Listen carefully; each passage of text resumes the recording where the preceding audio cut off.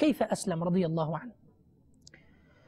كان أول شعاع من النور يدخل إلى قلبه بعد أن كان فعل ما فعل مع المسلمين المستضعفين، إذ في البداية كان ممن وقف مع قريش وقفة حاسمة، بل وكان ممن يقوم على تعذيب المستضعفين من المسلمين في البداية قبل إسلامه، إذ كان متعصبا لقبيلته وعشيرته وعبادة دين أجداده وآبائه.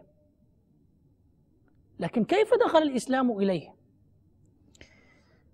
كان إسلامه من الأشياء التي ينفيها أو يستبعدها أي أحد في ذلك الوقت بسبب مكانته، تثبته برأيه، قوة شخصيته، تعصبه لدينه.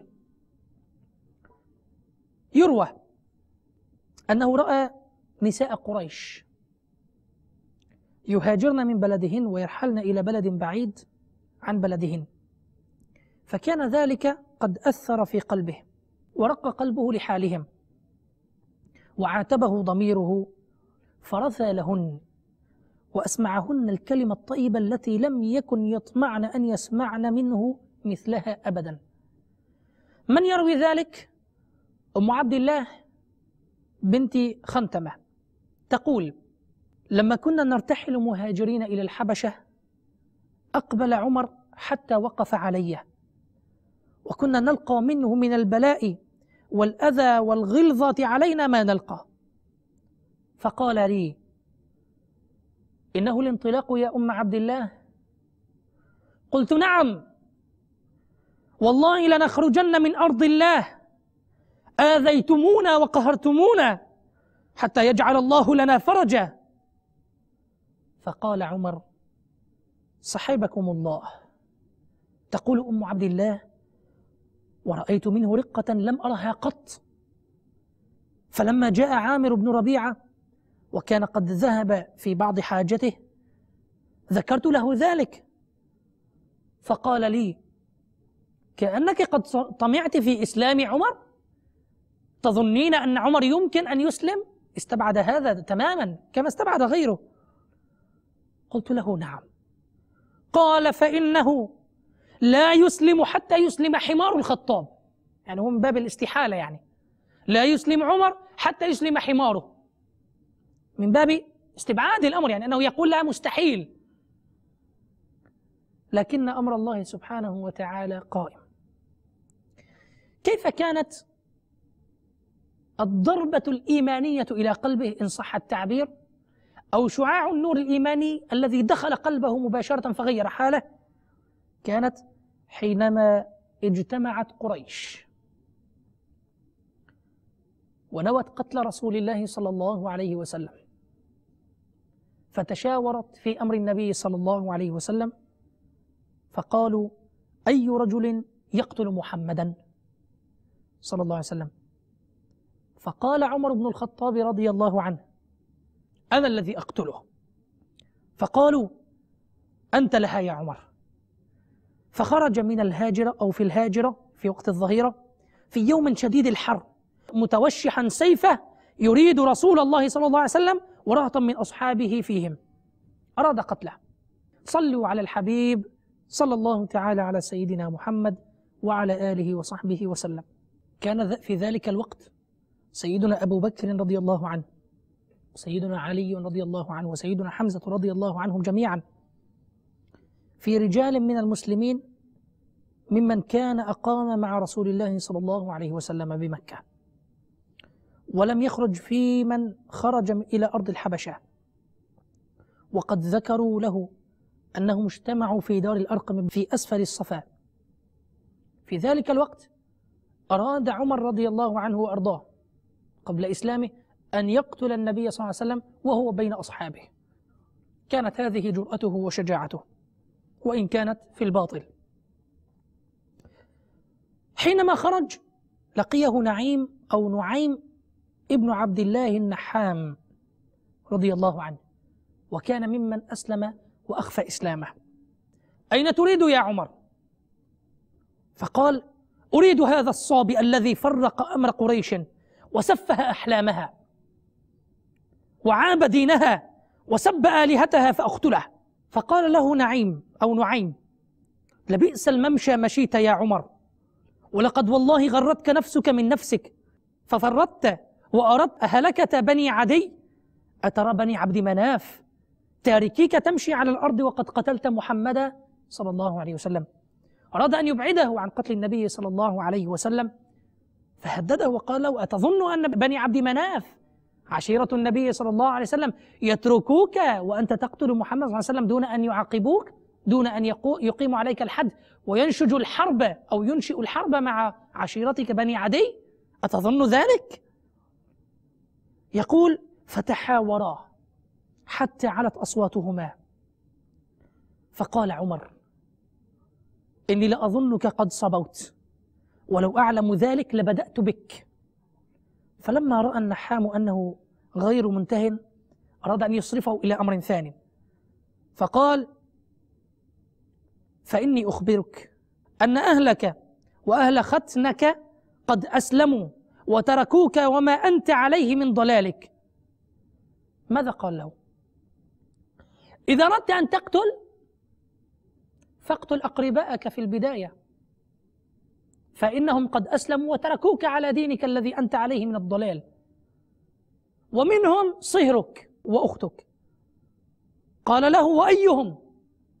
قال: ختنك وابن عمك وأختك. يقصد فاطمة بنت الخطاب رضي الله عنها وأرضاها وزوجها سعيد بن زيد رضي الله عنه وأرضاه.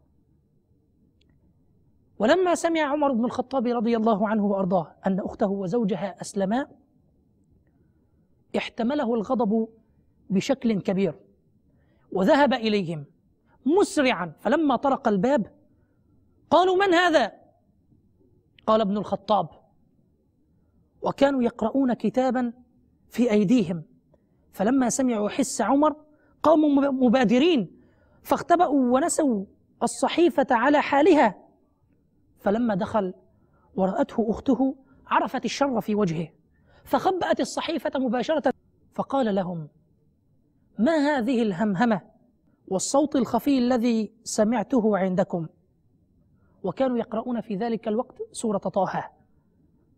فقالا: ما عدا حديثا تحدثناه بيننا، يعني ليس الأمر إلا حديث كنا نتحدث فيما بيننا لا شيء. قال: فلعلكما قد صبوتما، يقصد أخته وزوجها. فقال له: ختنه يعني صهره. أرأيت يا عمر إن كان الحق في غير دينك؟ مباشرة صارحه دون خوف. فكان جواب عمر مباشرة أن وثب عليه وأخذ يضرب سعيدا، فقبض على لحيته وتواثبا فيما بينهما، وكان سيدنا عمر قويا شديدا، فجعله على الأرض وبدأ يضرب بسعيد في الأرض ويطأه وطأة، ثم جلس على صدره، فجاءت أخته تدفعه عنه فإذا به يرميها على وجهها فيسيل الدم من وجهها ومن أنفها. حين ذاك وهي غاضبة قالت له: يا عدو الله، يا عدو الله، أتضربني على أن أوحد الله؟ فقال لها: نعم. فقالت له: ما كنت فاعلا فافعل، أشهد أن لا إله إلا الله وأن محمد رسول الله، لقد أسلمنا على رغم أنفك. فلما سمعها رضي الله عنه وأرضاه وقع في قلبه ردة فعلها، فندم وقام عن صدر زوجها بعد أن تأثر، ثم قعد فقال لها: أعطوني هذه الصحيفة التي عندكم فأقرأها. فقالت أخته: لا أفعل. فقال لها: ويحك، قد وقع في قلبي ما قلت، فأعطنيها أنظر إليها وأعطيك من المواثيق أن لا أخونك حتى تحرزيها حيث شئت. فقالت له في عزة الإسلام: إنك رجس فلا يمسه إلا المطهرون، فقم واغتسل. فخرج عمر رضي الله عنه وأرضاه ليغتسل، ثم رجع إلى أخته فدفعت إليه الصحيفة وكان فيها سورة طه. فلما قرأ قوله سبحانه وتعالى بسم الله الرحمن الرحيم مباشرة ألقى الصحيفة من يده، ثم رجع إلى نفسه وتأمل، استشعر عظمة كلمة الرحمن الرحيم، ثم أخذها مرة ثانية، فإذا به يقرأ قوله سبحانه وتعالى بعد أعوذ بالله من الشيطان الرجيم وهو يستشعر المعاني: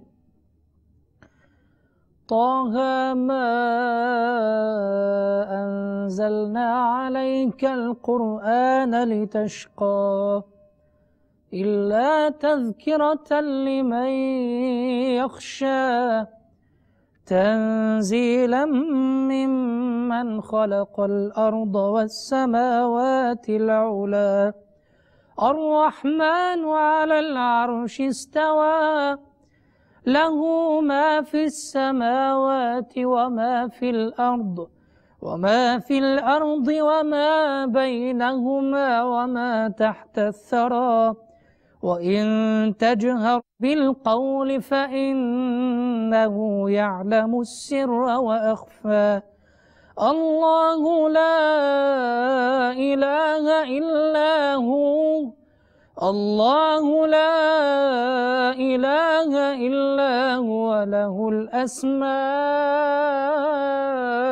الحسنى. فعندما سمع هذه الآيات القرآنية العظيمة بعد أن استشعر معناها عظمت في صدره، فقال قولة من هذا هربت قريش، أي هربت من سماعه وأبت أن تسمعه. ثم قرأ فلما بلغ قوله سبحانه وتعالى إنني أنا الله لا إله إلا أنا فاعبدني وأقم الصلاة لذكري إن الساعة آتية أكاد أخفيها لتجزى كل نفس بما تسعى فلا يصدنك عنها من لا يؤمن بها واتبع هواه فتردى. فلما وصل إلى هنا قال ينبغي لمن يقول هذا ألا يعبد معه أحد أبدا، دلوني على محمد صلى الله عليه وسلم. ثم انطلق به سيدنا سعيد بن زيد كما في بعض الروايات وأخذه إلى دار الأرقم بن الأرقم ليلتقي مع رسول الله صلى الله عليه وسلم.